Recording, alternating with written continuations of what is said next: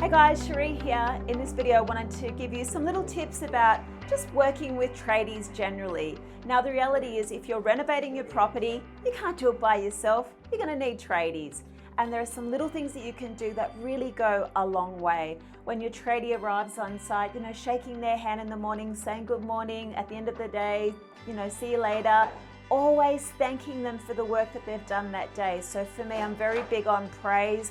Always saying thank you, great effort today, just makes the tradies feel really valued. But there's also a lot of other little things you can do as well. If your budget allows, just buying them the coffee doesn't have to be every day, but when you can generally afford it.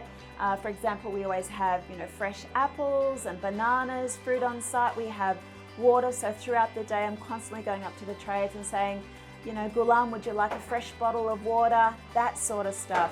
Just checking in on their welfare as you go through about the day. So coming up, you okay? Are you okay? What it does, it just makes the trade person feel like their health and safety is really being looked after, that you respect them, that you really appreciate the work that they're doing, and those things go a long, long way in tradie land. At the end of the day, we want safe and happy, healthy tradies to get the job done without any troubles. If you're having trouble finding tradies, guys, jump on apps like High Pages, where you can find trades really quickly, who've all got their licenses checked, no sort of dramas. See you next time.